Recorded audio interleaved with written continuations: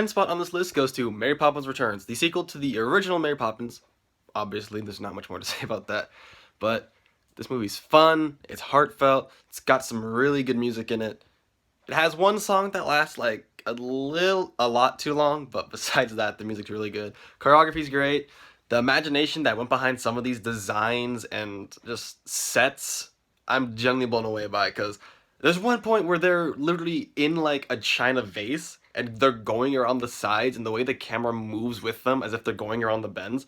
It's honestly really creative, and I really did enjoy it. And while all that's great, the one thing they had to nail was Mary Poppins herself, and by God did they do it.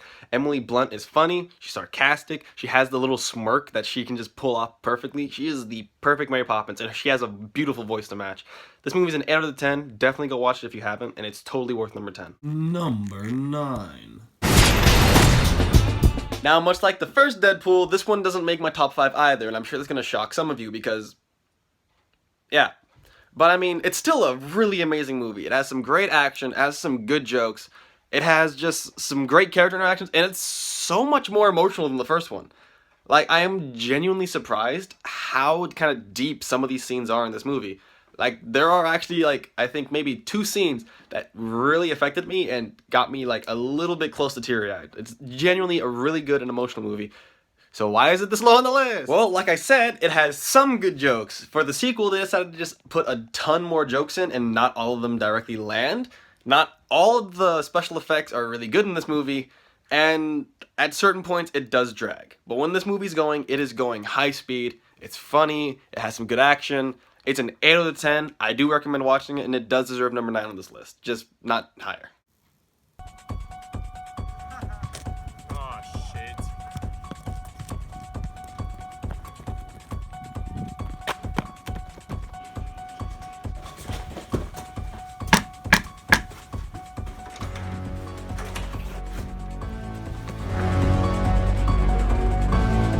Halloween, the 2018 sequel to the 1978 movie with the exact same name, and it had no right to be this good.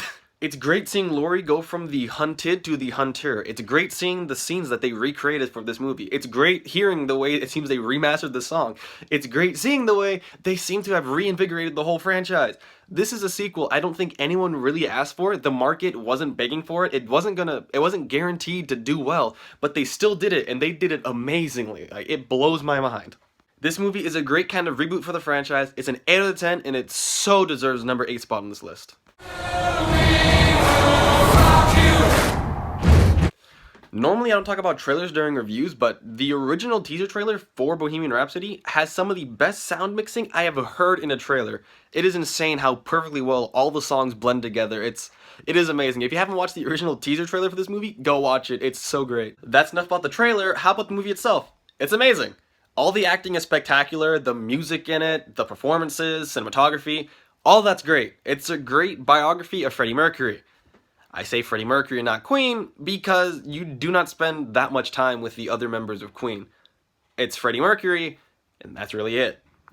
That may not be a bad thing. Maybe he's the only one out of all of them that had like a really interesting and dramatic story to tell, especially with like him having to come out with his homosexuality. But for a Queen movie, you don't spend enough time with all of them.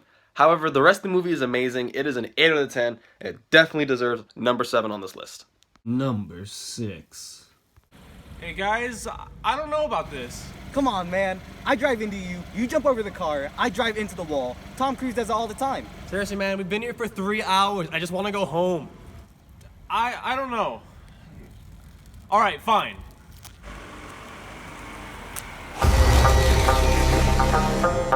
The number 6 spot on this list goes to the 6th Mission Impossible movie, and I do not understand. We are 6 movies into this franchise, and somehow not only are they still high-quality, amazing films, this is somehow the best one out of all of them. The action scenes are the best they've been this entire franchise. The acting, the best it's been this entire franchise. The cinematography and storytelling, the best it's been throughout this entire franchise. Tom Cruise is still helping make these movies, not because he has to, but because he genuinely loves it and he wants to, and by God, does it show. This is a 9 out of 10 movie. If you haven't seen it, go watch it. It so deserves number 6. Number 5. Christopher Robin is based on the original Winnie the Pooh cartoon, and it is a live-action version of, well, what happens when Christopher Robin grows up. It is a really emotional movie, I'm not gonna lie. It asks the questions like what happens when you grow up and let go of your childhood. It's just it's so emotional. There are so many like genuine scenes that tug at your heartstrings, and then the ending is so sweet and just it was so cute. And sure, yes, the movie itself is emotional, but that doesn't mean like it's just pure drama. It is funny as all hell. I did not expect, because normally my favorite character is Tigger, but I left this movie loving Eeyore. He has the funniest moments. He's one of the cutest looking. All of them are cute, by the way. They look like tiny, adorable little stuffed animals walking around. Oh, it's so precious. The jokes are funny. It's heartfelt. It has some good emotions and memories. Just it's a 9 out of 10. I love it. It deserves number 5 so much. Number 4. Oh, what's up, Tyler? How you doing? What's wrong?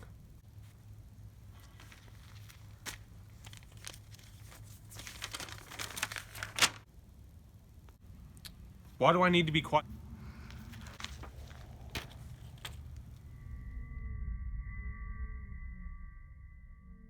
Speaking of Emily Blunt, hey, she's back again. And, God, her and her husband, John Krasinski, they made the best horror movie of this entire year, and I did not expect it. It has one of the most hectic starts of a movie I have ever seen, and it throws you off because you do not expect the way this movie starts, especially the way it ends. It's an emotional roller coaster. It's beautifully directed. It's amazingly written, and just, by God, I am so thankful that good horror movies like this still exist.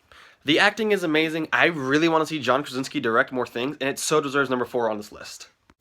Number 3? Hey, dude, I have a really good idea.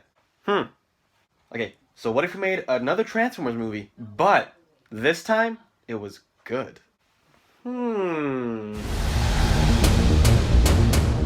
A Transformers movie not only made the top 10 or the top 5, but made the top 3? The hell's this? For those of you who don't know, this movie is directed by Travis Knight. He's one of the head producers over at Laika Animations, and he is the director of Kubo and the Tale of Two Strings. So you give someone that talented the reins of a franchise that has so much potential, and you get this movie. The cinematography is beautiful. These might be my favorite character designs out of the entire franchise, and the character interactions in this movie are the best part about it. The interaction between Bumblebee and the main girl are so good. This is what the Transformers needed. They needed actual personalities, actual interactions and connections, and we finally get it. This movie is a 9 out of 10. It is the best Transformers movie. Go watch it. Number 2. Hey dude, I have an idea. What if we made a DC movie, but it was actually good? Who would have thought that to get a really good DC film and a really good Aquaman film, you hand the reins to someone who has directed almost nothing but pure horror movies? Yes, James Wan is a purely horror movie director, and he gave some of the best action scenes, the best cinematography, best special effects work, and just overall, I think my favorite DC movie at this moment. There are actually quite a few long shots during fight scenes, and they look so good. The fight choreography is on point. The special effects team killed it, alright? Everything looks so lifelike. It blows my mind. I am so happy with the way this movie turned out, and I seriously hope this is a good future for DC, because if they stay on this track, they could finally have a good future in movies. This is a 9 out of 10. Go watch it if you haven't. It is so good. Number. Who am I kidding? You already know what it is. Roll the damn clip!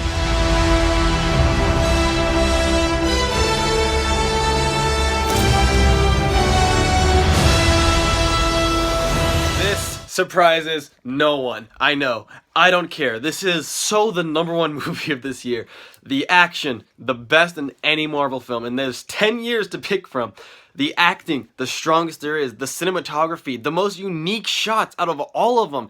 It's like all the directors combined together, and we're like, okay, how can we make this the most unique looking, as well as just unique in general, movie there is? The best MCU villain out of all of them. The best fight scene, the one on Titan. The best special effects. The most dramatic ending to any of these movies. It is ridiculous. This movie is 10 years in the making. It's so worth it. It's a 10 out of 10. It's my favorite movie of the year. Thank you for watching. I hope you have a happy new year. And I got this soda.